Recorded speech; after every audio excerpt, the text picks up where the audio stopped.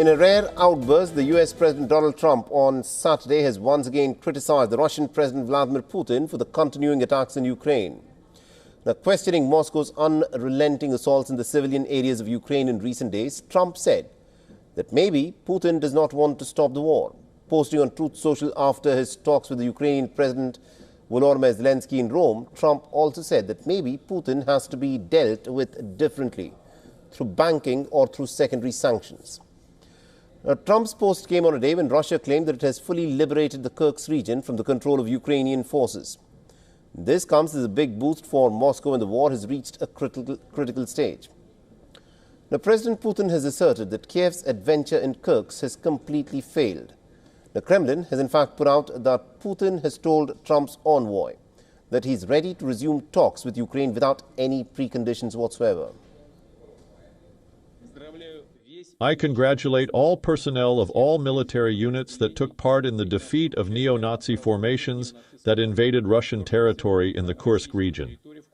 The Kiev regime's adventure has completely failed, and the huge losses suffered by the enemy, including among the most combat-ready, trained, and equipped, including with Western models of equipment, forces of the Ukrainian armed forces, and these are assault units, special forces, will certainly be reflected along the entire line of combat contact.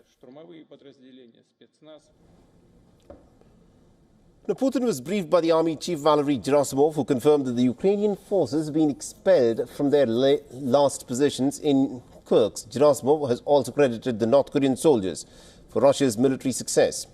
Now, earlier in the day, at Pope Francis's funeral in Rome, a brief but crucial encounter took place where the US President Donald Trump met with the Ukrainian President Volodymyr Zelenskyy at St. Peter's Basilica. This marked their first meeting since their bitter White House clash. As Trump is pushing for a peace deal between Ukraine and Russia, the meeting has been called constructive by Kiev.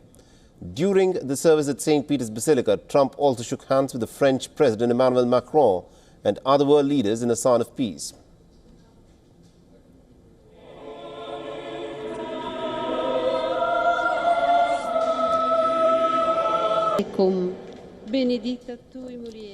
Zelenskyy will also be meeting with the European Union's chief Ursula von der Leyen on the sidelines of the Pope's funeral. Von der Leyen and Trump have also agreed to meet again after talking at the Pope's funeral. The Kremlin says that both sides' position on ending the war are moving closer, but direct talks between Russia and Ukraine remains frozen.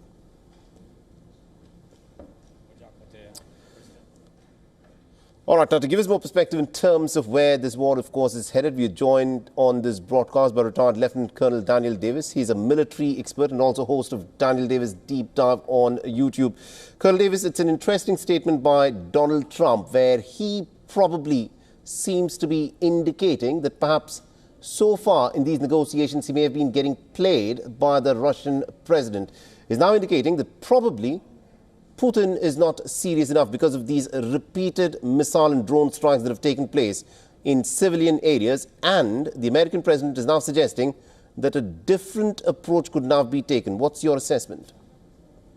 This is actually not the first time he said that. He said a version of it just a number of days ago, actually, where he said he was very angry and stopped Vladimir, he said in one of his Truth Socials. And then he'll another time go back and say he thinks things are moving in a good direction, that we're getting closer to a negotiated settlement, that the two sides are getting closer, all those kinds of things. So it's kind of a back and forth situation with President Trump.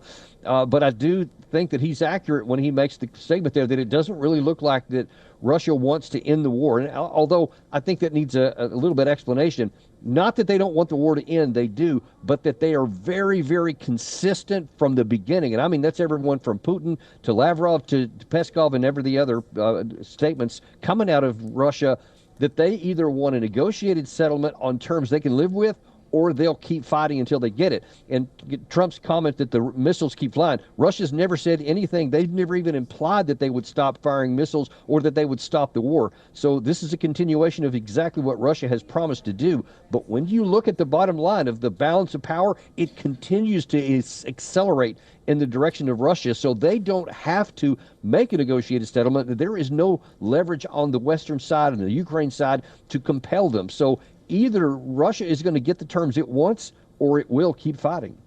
Russia, for it to get the terms that it wants, it needs to take these negotiations seriously. Now, saying stop Putin is very different from saying that probably the Russians need to be dealt with differently.